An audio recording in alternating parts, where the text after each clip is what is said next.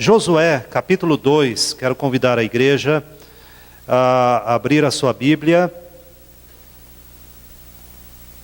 Josué, capítulo 2, após os 5 primeiros livros, chamado a lei ou Torá, que são os 5 primeiros livros de Moisés, nós temos aqui Josué. Josué, então, é aquele momento de transição, quando o povo de Israel, saindo lá do deserto, agora começam a entrar na terra que há muitos anos atrás Deus havia prometido então a Abraão, e agora então Josué está às portas dessa terra para que tome posse dela. E ali muitos povos moravam na terra de Canaã, povos então como povos ali em Jericó, o qual nós vamos ver, e tantos outros, mas como a palavra de Deus mesmo diz, que esses povos que ali moravam durante tantos séculos, eles encheram a taça da ira de Deus. Então continuamente aqueles povos afrontaram a Deus, e a tal ponto que Deus então suscita a nação de Israel, levanta o povo de Israel para que seja a sua mão a então trazer o castigo sobre aqueles povos. Então aqui no capítulo 2 de Josué, nós vamos ler aqui alguns versículos, até o versículo de número 11, e a palavra de Deus nos diz assim: de Sitim enviou Josué, filho de Num, 2 homens secretamente como espias, dizendo: andai e observai a terra e Jericó. Foram, pois, e entraram na casa de uma mulher prostituta, cujo nome era Raabe, e pousaram ali. Então se deu notícia ao rei de Jericó, dizendo: eis que esta noite vieram aqui uns homens dos filhos de Israel para espiar a terra. Mandou, pois, o rei de Jericó dizer a Raabe: faze sair os homens que vieram a ti, e entraram na tua casa, porque vieram espiar toda a terra. A mulher, porém, havia tomado e escondido os 2 homens, e disse: é verdade que os 2 homens vieram a mim, porém eu não sabia de onde eram. Havendo-se de fechar a porta, sendo já escuro, eles saíram, não sei para onde foram. Ide após eles depressa, porque os alcançareis. Ela, porém, os fizera subir ao eirado, e os escondera entre as canas do linho, que havia disposto em ordem no eirado. Foram-se aqueles homens após os espias pelo caminho que dá aos vales do Jordão, e havendo saído os que iam após eles, fechou-se a porta. E antes que os espias se deitassem, foi ela ter com eles ao eirado, e lhes disse: bem sei que o Senhor vos deu esta terra, e que o pavor que infundis caiu sobre nós, e que todos os moradores da terra estão desmaiados. Porque temos ouvido que o Senhor secou as águas do mar vermelho diante de vós, quando saíeis do Egito, e também o que fizestes aos 2 reis dos amorreus, Seom e Og, que estavam além do Jordão, os quais destruístes. Ouvindo isto, desmaiou-nos o coração, e em ninguém mais há ânimo algum por causa da vossa presença, porque o Senhor vosso Deus é Deus em cima nos céus e embaixo na terra. Amém. Vamos orar? Pai Celestial, nós estamos aqui diante do Senhor nesta noite. Noite, Pai, que nós cultuamos o Teu nome, como igreja, como povo do Senhor, um pouquinho do Teu povo que está aqui presente, mas o povo do Senhor que está espalhado por toda esta terra, e que também nesse dia de domingo tiveram ou têm ou terão a sua oportunidade de cultuar o Senhor, Pai, como igreja. E assim, Senhor, o Teu Espírito Santo remova toda distração, todo empecilho, para que a Tua santa palavra, ela encontre um coração preparado pelo Senhor. Nos abençoe, Pai. É a nossa oração em nome de Jesus.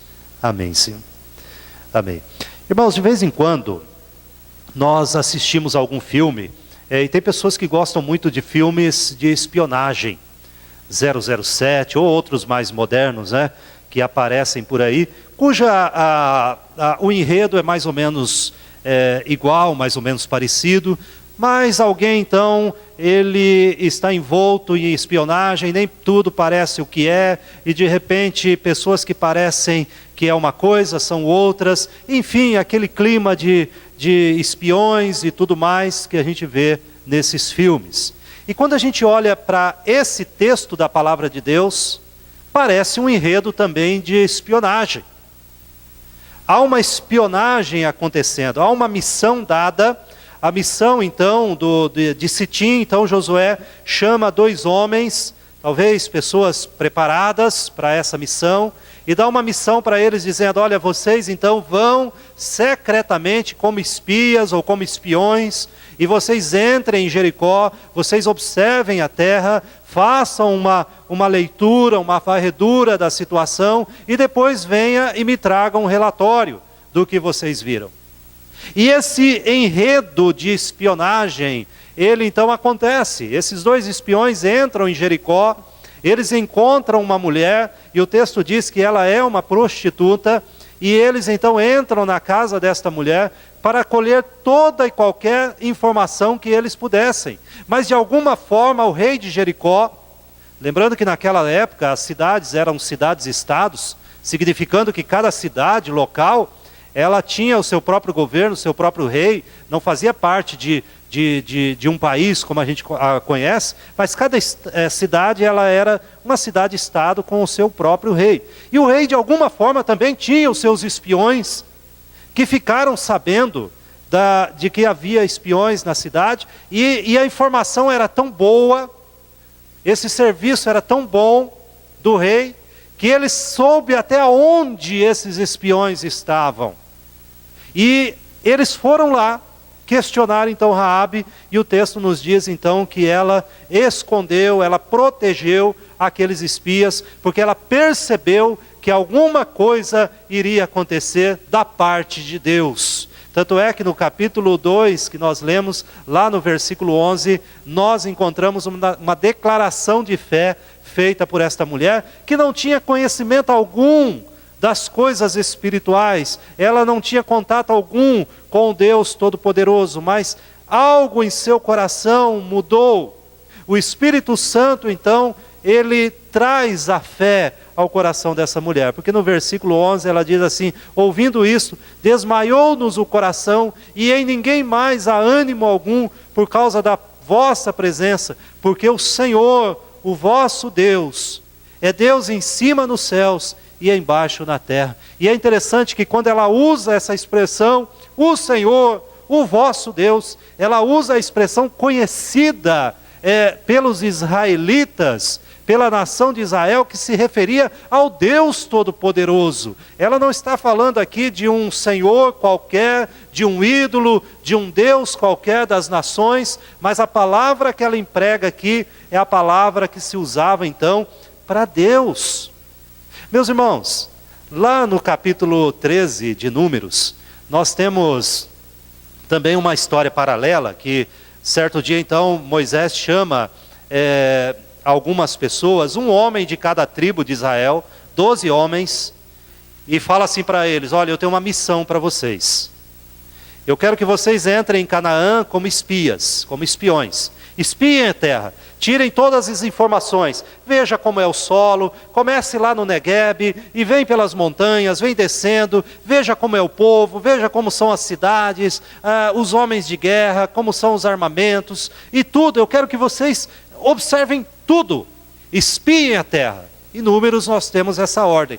E tragam alguma prova de que essa terra é boa, de que algo nesta terra vale a pena.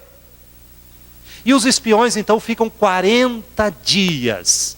Eles descem morro, sobem morro, conhecem cidades, observam o povo, observam a terra, e eles voltam então para Moisés, para o povo, e traz, a Bíblia diz lá no capítulo 13, no versículo 23, que eles trazem um cacho de uva tão grande daquela terra, que precisou então enfiar uma vara nesse cacho de uva, e 2 homens levavam esse cacho de uva. Então aquilo foi visto como uma preciosidade, aquela terra de fato era algo precioso.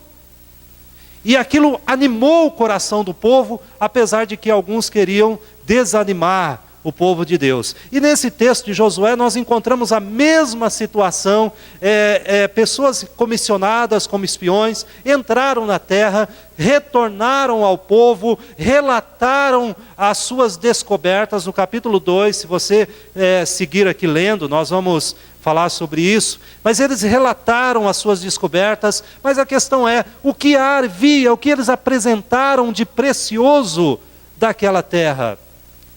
Não foi um cacho de uva, mas entre os pedregulhos, eles tiraram algo precioso. Raabe era a preciosidade daquela terra, porque o Senhor, na vida daquela mulher, mostra para nós, nos dias de hoje, que Ele pode resgatar, que o Senhor pode libertar, que o Senhor pode buscar dos piores lugares, das piores situações. A graça do Senhor está presente na vida desta mulher. O Senhor Jesus, que está presente nessa história de redenção do Antigo Testamento, porque ele aponta diretamente para Jesus. Quando o texto diz que os espias disseram assim para ela, quando ela pede, olha, por favor, eu peço, eu creio neste Deus, eu creio, eu peço que preserve a minha vida, que preserve a vida da minha família. E eles dizem, tudo bem, você fique na sua casa, coloque os seus familiares dentro da sua casa, e como prova, você coloque um fio vermelho na janela, um cordão vermelho nesta janela, para que a gente reconheça que esta casa então está sob a nossa proteção. E a Bíblia nos fala que tudo ruiu, aquelas muralhas todas ruíram, mas o local que Raabe estava, que ela morava em cima daqueles muros, não caiu. E aquele cordão vermelho, que mostrava que aquela família estava sob a proteção de Deus, nos aponta diretamente para o Redentor, para o Senhor Jesus, nos mostrando, meus irmãos, que nós podemos ser, pessoas podem ser transformadas. Nós, que já fomos transformados, somos a prova disso nas nossas vidas. E Raabe é esse testemunho, é esse diamante que Deus tira deste local, esse testemunho precioso da misericórdia de Deus, e esse testemunho que está registrado lá em Hebreus capítulo 11, que diz que pela fé, Raabe então, ela alcançou a misericórdia do Senhor. Ela é colocada lá na galeria da fé, lá em Hebreus capítulo de número 11.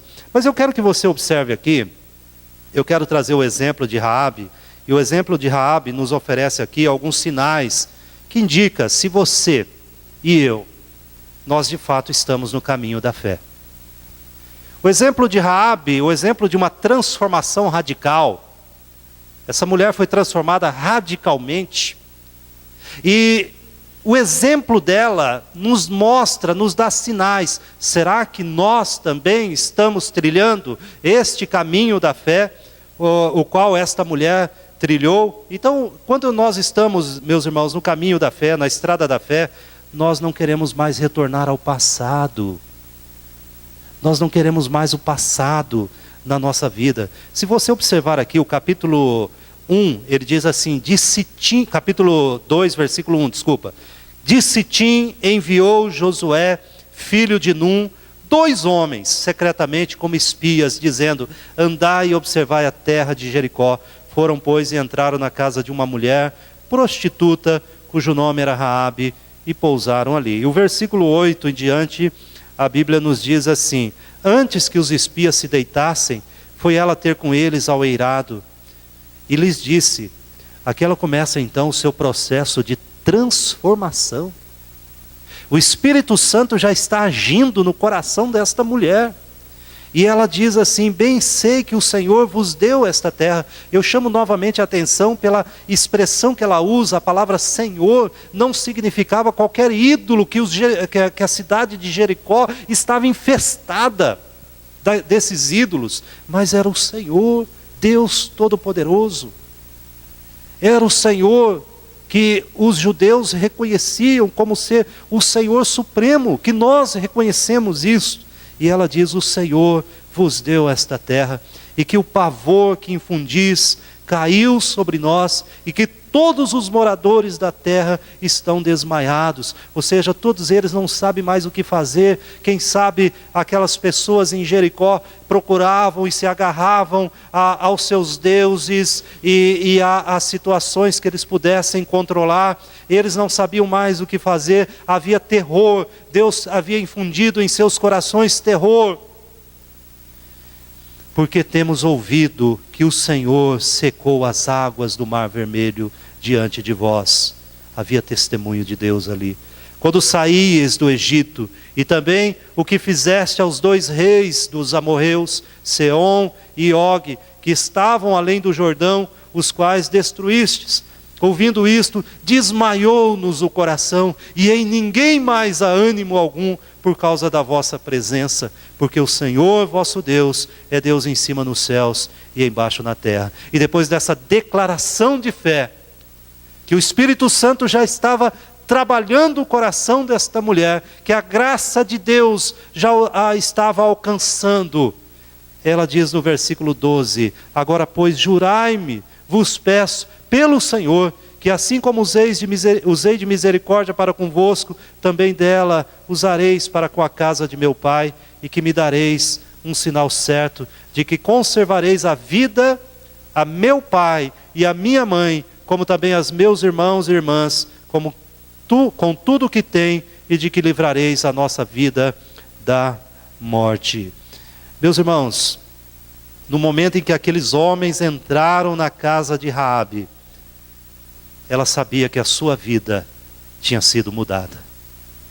No momento que o Senhor encaminha aqueles homens à casa daquela mulher, ela se agarra a uma esperança. Há uma visitação de Deus na vida daquela mulher. E quantas vezes Deus faz isso? Por que Deus guiou aqueles homens justamente à casa de Raabe? Nós não sabemos. Mas nós sabemos que nisso Deus mostrou a sua misericórdia. Nós sabemos que nisso Deus então, Ele concedeu a esta mulher a graça de crer. A salvação alcançou a vida daquela mulher e de quantos outros. Talvez você que está aqui esta noite, você que já tem uma experiência com Deus, uma vida com Deus, talvez você olhe para trás e tantos anos atrás, um dia você marcou, teve esse encontro com Deus que marcou a sua vida. E você não entende por quê. Eu mesmo não entendo por quê. Por que Deus foi favorável a mim? Tudo era contrário a mim. Por que Deus foi favorável na minha vida? Por que Ele me levou ao lugar certo, no tempo certo e na hora certa, para que eu ouvisse a sua palavra e para que Ele trabalhasse então no meu coração esta conversão maravilhosa, para que me levasse a esta fé redentora que está em Cristo Jesus? Eu jamais entenderei. Mas pela misericórdia de Deus isso acontece. Meus irmãos, lá em Atos capítulo 17, quando Paulo está discursando ali, naquele local, no Areópago, ele vai dizer algo que eu acho maravilhoso. Ele diz assim para todos nós: o tempo e o lugar da vossa habitação já foi pré-determinado pelo Senhor. Em outras palavras, Paulo está dizendo: o tempo que você mora e o lugar que você mora, o local que você vive e o tempo que você vai viver ali, Deus determinou. Nem um dia mais e nem um dia menos. Por quê? Porque é ali que o Senhor age na nossa vida de forma maravilhosa. Eu lembro da minha própria experiência, quando bem jovem, o Senhor me levou para Rondônia, do Paraná, para Rondônia. Não porque no Paraná eu não tivesse oportunidades de estudo ou trabalho ou qualquer outro motivo, mas o Senhor me levou. E hoje eu entendo, foi ali que eu conheci o Senhor. O tempo e o lugar da nossa habitação. Você, meu irmão, minha irmã que está aqui, você que está nos visitando hoje, o Senhor colocou cada um deles. E foi isso que Ele fez com esta mulher. Lá em Lucas capítulo 19, quando a palavra de Deus diz que Jesus então vai visitar uma cidadezinha, uma aldeia, e um homem baixinho fica sabendo, seu nome é Zaqueu, e ele então, a Bíblia diz que ele sobe numa árvore para ver Jesus passar, e quando Jesus está passando ali, Jesus olha para cima, vê Zaqueu. Nós conhecemos muito bem esse texto bíblico, e fala assim: Zaqueu, desce, porque eu vou na sua casa hoje. E quando Zaqueu então faz uma declaração de fé, ele diz para Jesus: Senhor, eu reconheço agora, se eu defraudei alguém, se eu tirei proveito de alguém, se eu causei prejuízo para alguém, eu vou devolver, e não só devolver, mas eu vou devolver muito mais. E o Senhor diz: hoje houve salvação nesta casa. Isto que aconteceu com Zaqueu, isto que aconteceu com Raabe, é algo que acontece com todos aqueles que recebem a visitação do nosso Deus. Lá em Tiago capítulo 2, se você quiser abrir a Bíblia comigo, Tiago 2, o versículo 25, Tiago 2, versículo de número 25, a Bíblia diz assim: de igual modo, não foi também justificada por obras a meretriz Raabe, quando acolheu os emissários e os fez partir por outro caminho? Meus irmãos, uma das características, um dos sinais, quando a gente está nessa estrada da fé, quando nós fomos já radicalmente transformados, nós íamos numa direção, e a conversão é justamente essa ideia. Convergir é de fato voltar totalmente à direção que você estava indo, e Deus faz isso na vida que Ele visita. Essa mulher também foi transformada, e ela, de fato, o seu retorno ao passado agora não mais lhe interessa. O seu retorno à sua vida anterior não mais lhe apraz. Depois nós vamos ver que essa mulher, ela foi colocada na linhagem de Jesus Cristo. Essa mulher foi colocada como uma ancestral de Jesus. O retorno ao passado é impossível para aqueles que foram transformados, para aqueles que foram visitados pelo Senhor. Eles não têm mais prazer no passado, no seu passado que desagrada ao Senhor, no seu passado que ofende a santidade de Deus. Não há mais alegria, não há prazer. E aqueles que foram transformados, irmãos, e nós podemos, cada um aqui pode dar esse testemunho, que quando a gente lembra de alguma coisa que do nosso passado sem Cristo, e a gente fala para Deus: Senhor, como eu era cego, como eu era cego, como eu tive coragem de dizer isso, como eu tive coragem de falar isso, como eu tive coragem de fazer isso. O nosso retorno ao passado não é mais uma opção para aqueles que foram transformados. Quando nós estamos na estrada da fé, como diz Tiago 2, falando da meretriz Raabe, que como exemplo, Tiago 2,25 fala que as obras provaram a sua convicção a respeito de Deus. Não foram as suas obras que levaram a conversão, jamais. Tiago não está querendo dizer isso, jamais. Mas o que ele está querendo dizer, que o que de fato demonstrou a fé daquela mulher, de que a sua vida foi transformada, e que de fato demonstra na nossa vida, são as suas obras. Não, a argumentação de Tiago é nesse sentido. O que adianta você dizer que crê em Deus? O que adianta você dizer que tem uma vida com Jesus, se as suas obras falam ao contrário? Você professa uma coisa com a sua boca, mas os seus atos falam outras.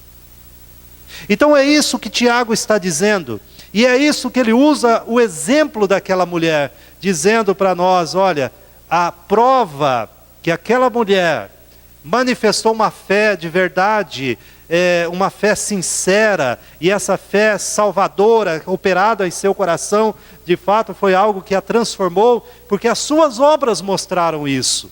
O que ela fez com o risco da sua própria vida, mostrou isso. Ela de fato colocou em risco a sua segurança. Talvez aquela fé imatura, o que nós chamamos lá da fé do novo convertido, porque Raabe mentiu. Raabe mentiu. Na sua imaturidade na fé, nos seus primeiros passos na vida cristã, ela pesando uma coisa e outra, então ela mentiu, e Deus jamais ele tolera a mentira. Mas essa fé imatura dessa mulher, que aqui ainda é uma nova convertida, alguém que ainda não tem aquela experiência, aquela vivência da fé, ela então, meus irmãos, se utilizou disso para salvar a sua família, para salvar aqueles espias.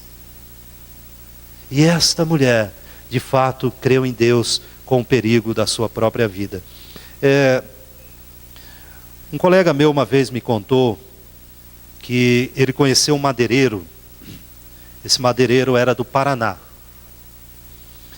E esse madeireiro, ele vendia todas as madeiras, as cargas de madeira que ele fechava e mandava, ele vendia sempre faltando 10 centímetros. Sempre faltando 10 centímetros. Então ele roubava na metragem. Né? Como também eu conheci uma vez, esse eu conheci mesmo. Um senhor que ele tinha uma... que vende grãos, cerealista, né? Então ele tinha 2 baldes de medida. Um para vender e outro para comprar. Para vender, ele vendia por balde, por medida. O balde dele era tudo amassado para dentro. Então, ele vendia com esse balde. Para comprar, ele pegava um outro, retinho, bonitinho, e comprava com aquele. E o problema é que era crente, né? A grande dificuldade. Esse madeireiro, ele não era evangélico. E então, toda a carga de madeira que ele vendia faltando 10 centímetros. Então, imagina isso, vai, né? Parece pouco, mas... E esse homem veio à fé. Ele foi transformado por Jesus. O Senhor mudou seu coração. A sua natureza foi mudada. E ele então tomou uma decisão. Ele não podia mais rever o que ele fez. E ele tomou uma decisão para que pudesse, de alguma forma, demonstrar o seu arrependimento. Ele decidiu que toda madeira que ele vendesse, ele colocaria 10 centímetros a mais. Não mudaria o que ele fez. Mas é aquilo que Tiago diz no capítulo 2, versículo 25.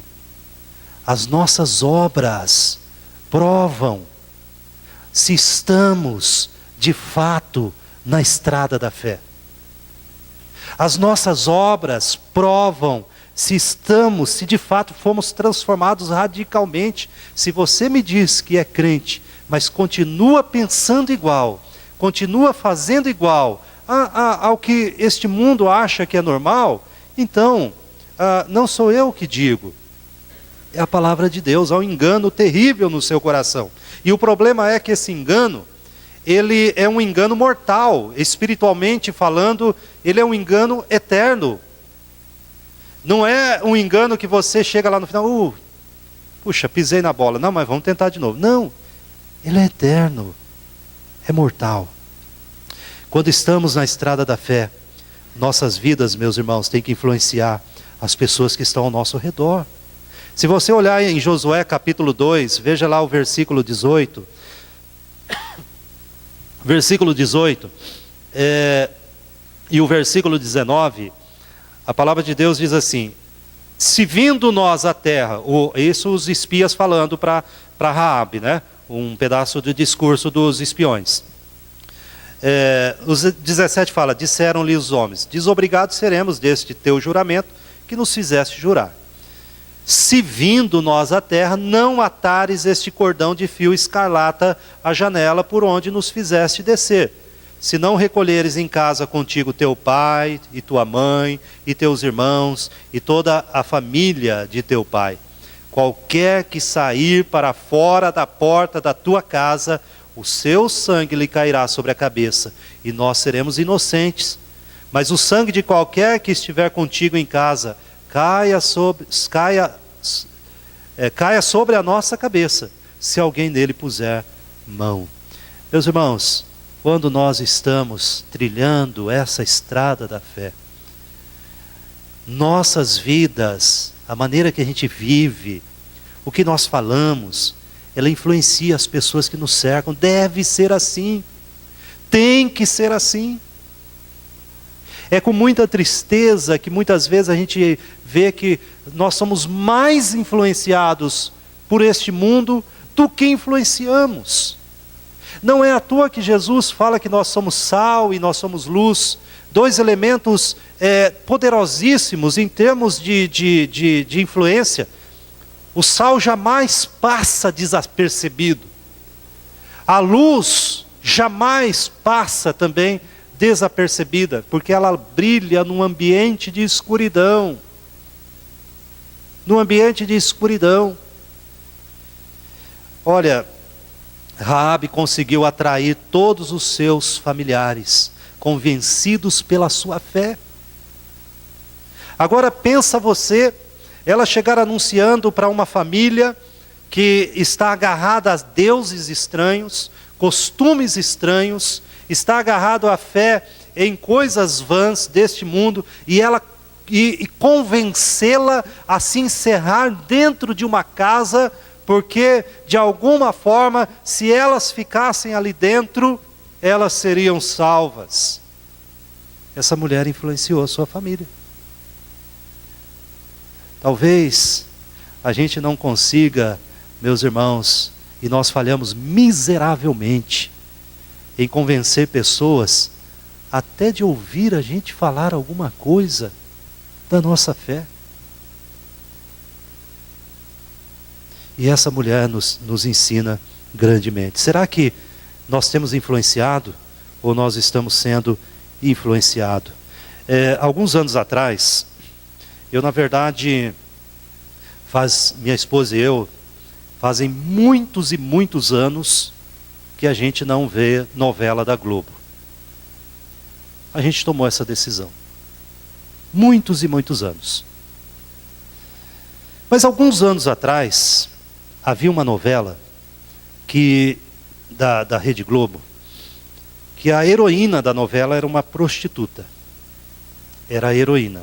Então, o padrão de moralidade era aquela mulher. A novela levava então aos seus telespectadores a essa visão, de que a moralidade daquela mulher era o padrão. E a gente já ficou encucado com aquela situação. Recentemente, a semana passada, como eu falei, nós não assistimos novela da Globo, desculpa o R aí, né? Da Globo. Mas a gente vê as notícias, né? Na mídia e tudo mais. Semana passada, uma novela chamada Liberdade, Liberdade, exibida aí no dia 12 de julho, semana passada agora, traz o primeiro beijo gay. Mas não ficou só nisso. É a primeira cena envolvendo então um ambiente sexual gay. Não é de assustar que a Rede Globo, ela joga esse lixo na sala dos brasileiros. Porque isso ela vem fazendo há muitos anos. Não é de assustar. Que toda essa podridão moral, todo esse lixo é jogado, a tal ponto que às vezes as pessoas não se incomodam mais dos sacos de lixo depositados ali. Talvez o primeiro pacotinho de lixo nos incomodou, mas à medida que eles foram depositados ali e pessoas não fizeram nada, não é mais de se admirar. Mas uma coisa a gente começa a admirar. Primeiro, foi a maior audiência que se teve. Recorde de audiência. Pessoas estavam esperando esse momento ansiosamente. E outro problema, meus irmãos, e aí eu só posso conjecturar nesse sentido, de que muitos lares evangélicos estavam com as suas televisões ligadas. E isso é terrível. Agora nós devemos nos perguntar: será que nós temos algum orgulho disso? Hoje de manhã nós ouvimos a respeito da queda, de que o pecado envolveu o coração do homem, mas nós ouvimos também a mensagem da esperança, o lampejo da graça de Deus, de que em Cristo Jesus nós não somos mais agora motivados ou escravizados ao pecado. Nós temos Cristo Jesus, o grande Redentor, o Senhor dos Senhores, e nós podemos dizer: não, eu não quero isto para a minha vida. Mas essa influência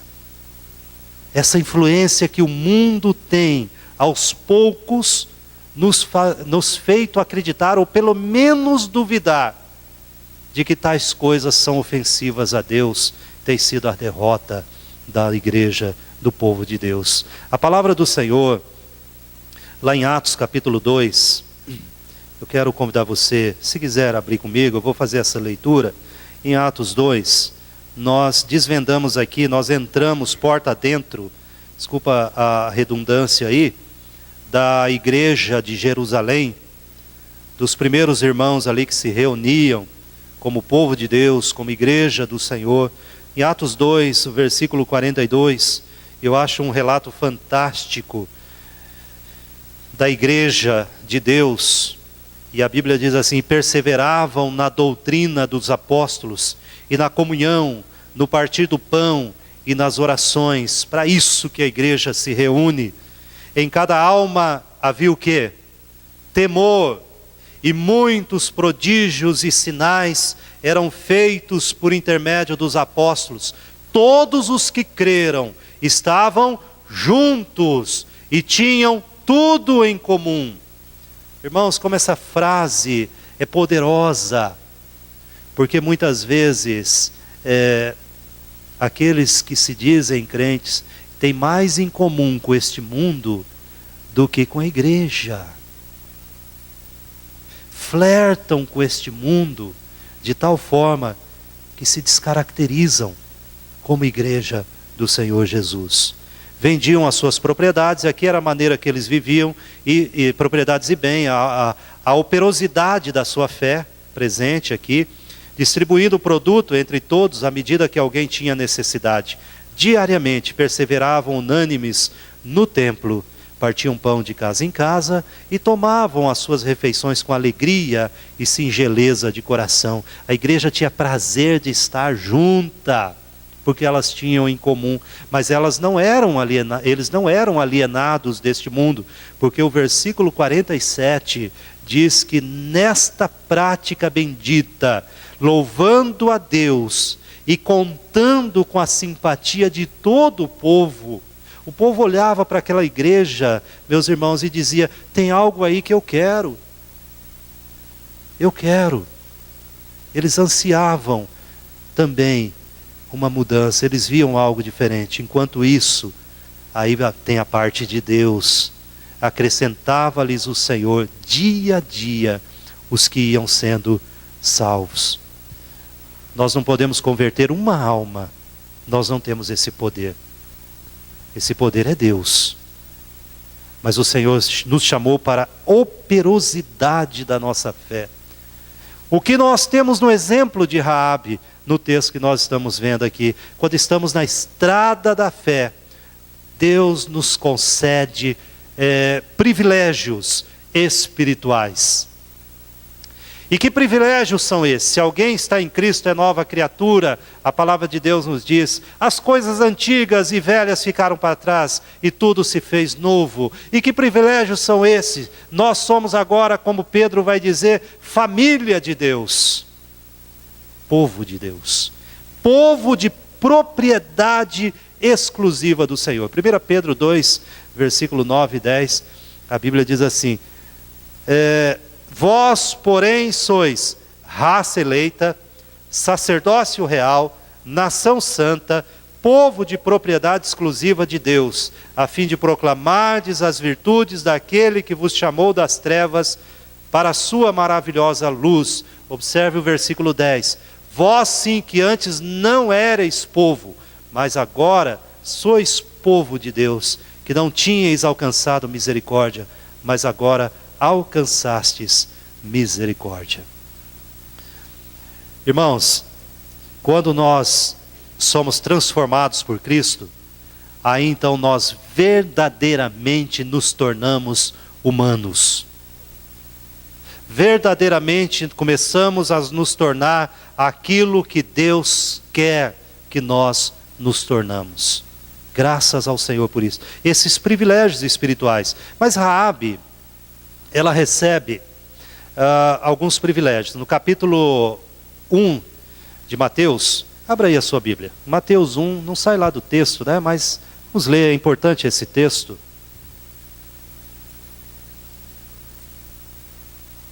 Mateus capítulo 1, o versículo 5. Raabe está aqui. Raabe está aqui, na genealogia de Jesus.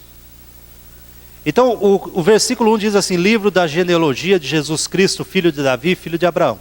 E no versículo 5 diz assim: Salmão gerou de Raabe a Boaz. Este de Rute gerou a Obed, e Obed a Jessé. E Jessé foi o pai de Davi. Então, esta mulher, além de ter sido tirada de uma situação de morte certa, ela foi colocada na genealogia do Senhor Jesus Cristo. Meus irmãos, apenas para nós vermos, outras mulheres que também tinham fama, vamos dizer assim, duvidosa, como Raabe, que foram Tamar, Rute e Batseba, que não eram estrangeiras, e algumas delas de fama um tanto quanto incerta, com exceção de Batseba, que era de Jerusalém. Elas foram colocadas também na genealogia do Senhor Jesus Cristo. Mostrando então aquilo que ele havia dito lá em Gênesis capítulo 12, falando para Abraão: em ti serão benditas todas as famílias da terra. E eu quero que a gente leia juntos um versículo. Abra sua Bíblia aí.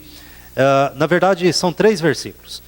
1 Coríntios capítulo 6, versículos 9, 10 e 11. 1 Coríntios 6, versículos 9, 10 e 11. Nós já estamos aqui chegando a uma conclusão, né? 1 Coríntios 6, versículos 9, 10 e 11. Eu quero fazer essa leitura com a igreja.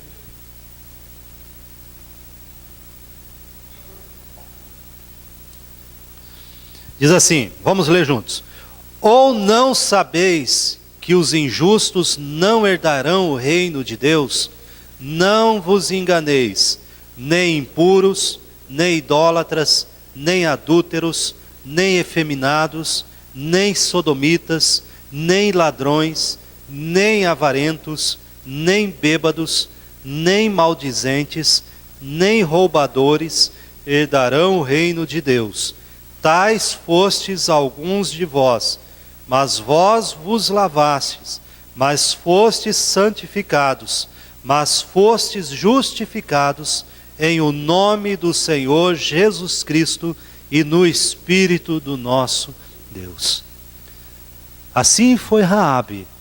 E Paulo diz, assim foram alguns membros da igreja de Corinto. Mas a diferença está de que eles foram lavados, santificados, justificados no nome do Senhor, o nosso Deus. Essa é a diferença, meus irmãos, essa é a diferença. No meio daquela destruição, o Senhor aprove a Deus então como um ato de misericórdia, com uma mão estendida, mostrando que a sua salvação está estendida a todos os povos. Ele resgata uma mulher. Não é um cacho de uva que saiu daquela terra, por mais imenso que ele fosse, mas é uma vida. E ali os espias então, depois o texto diz que eles trazem Raabe, eles trazem Raabe e sua família. Você depois lê no capítulo 6 e 7 de Josué, que você vai ver, eles trazem Raabe e sua família e coloca no meio do povo. E Raabe se casa com um rapaz chamado Salmão, e assim nós temos a genealogia. O Senhor abençoa profundamente aquela mulher, muda radicalmente a sua vida. E no versículo 18 de Josué capítulo 2, a Bíblia diz que se vindo nós à terra, não atares esse cordão de fio de escarlata à janela, por onde nos fizeste descer. A função do marcador vermelho ali, meus irmãos, era a mesma do cordeiro, do sangue do cordeiro da Páscoa, lá em Êxodo capítulo 12. Todas as portas que estivessem marcadas pelo sangue do cordeiro, ali cada família então matava um cordeirinho, e o seu sangue eles passavam. Deus mandou eles fazerem isso. Eles seriam visitados pelo anjo destruidor. Mas todas as casas que estivessem marcadas por este sangue seriam protegidas. E este sangue aponta diretamente para o Senhor Jesus. Aponta diretamente para o sacrifício de Jesus. Na verdade, esse texto de Josué, capítulo 2, nos aponta diretamente para a redenção efetuada em Jesus Cristo, mostrando que essa mesma misericórdia está ali na cruz do Calvário. Paulo vai dizer que o Senhor não levou em conta o tempo da ignorância, no sentido de que aprove a Deus então que toda a ira que ele descarregaria sobre essas pessoas, ele descarregou no tempo certo sobre o seu filho.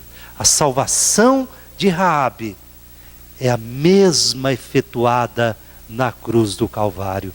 É a mesma que você e eu recebemos do Senhor Jesus Cristo quando nós cremos. Aquele que crê, a palavra do Senhor nos diz que nós então somos salvos pela graça, lá em Efésios 2, mediante a fé. A fé em quê? No Salvador, em Jesus Cristo.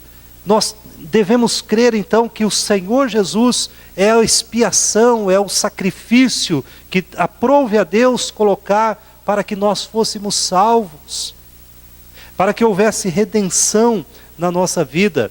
E aqui Paulo, ele entende essa mensagem de forma tão poderosa, que em Filipenses capítulo 3, versículos 9 a 11, e eu quero terminar com esse texto da palavra de Deus. Ele diz assim, quando ele constata essa grande salvação em Jesus: sim, deveras considero tudo como perda, por causa da sublimidade do conhecimento de Jesus Cristo, meu Senhor, por amor do qual perdi todas as coisas e as considero como refúgio para ganhar a Cristo e ser achado nele, não tendo justiça própria que procede de lei, senão o que é mediante a fé em Cristo, a justiça que procede de Deus, baseada na fé, para o conhecer e o poder da sua ressurreição e a comunhão dos seus sofrimentos, conformando-me com ele na sua morte, para de algum modo alcançar a ressurreição dentre os mortos. Paulo está dizendo, a minha confiança não é na lei, a minha confiança não é em coisa alguma, mas a minha confiança é em Jesus Cristo, é Ele, é nele que está a minha confiança. Essa mulher demonstrou fé, e se não essa fé não poderia ser nada se ela não confiasse que o Deus Todo-Poderoso poderia salvá-la, não de apenas de um perigo iminente ali, mas principalmente salvar a sua alma. Feche seus olhos, nós vamos orar nesse momento, pedindo a graça do Senhor sobre nós e a compreensão da sua palavra, que nós possamos de fato, meus irmãos, você que já foi alcançado por essa graça, nessa oração eu quero que você se coloque diante de Deus nesse sentido: Senhor, eu fui alcançado por essa graça. Então, querido irmão, irmã, ore para Deus no sentido de que a sua fé seja operosa. Não se conforme com este mundo, não se conforme com ele. E se você ainda tem dúvida, Senhor, eu não sei se houve salvação na minha vida, peça ao Senhor, a Bíblia diz que Ele dá. Peça ao Senhor que tenha misericórdia. Peça ao Senhor que o sacrifício de Jesus seja suficiente para transformar a sua vida.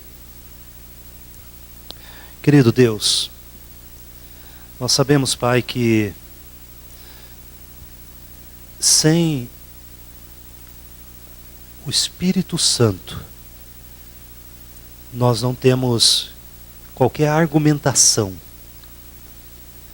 Sem o Espírito Santo trabalhando o nosso coração, o coração de cada um, nenhuma palavra, se não for a do Senhor, é poderosa para efetuar transformação. Nós sabemos disso. Por isso que a nossa pregação, Pai, em nome de Jesus, ela não repouse sobre força humana, mas no poder do Espírito. Ó Pai, nos convença de que nós precisamos do Senhor. Nos convença, Pai, que nós precisamos viver de acordo com aquilo que nós dizemos crer, de acordo com a nossa fé. Ó Senhor, traga, Pai, ao nosso coração um sentimento, Senhor, de angústia, se nós estivermos nos conformando com este mundo. Só faz com que o nosso coração tenha sossego, se ele for ancorado em Ti. Pai, que o Senhor convença cada um de nós, que o Senhor nos convença poderosamente, para que transformações sejam efetuadas pelo poder do Senhor. Nos leve em paz, Senhor. Nos dê uma semana maravilhosa na presença do Senhor. É a nossa oração, Senhor, em nome de Jesus. Amém, Senhor. Amém.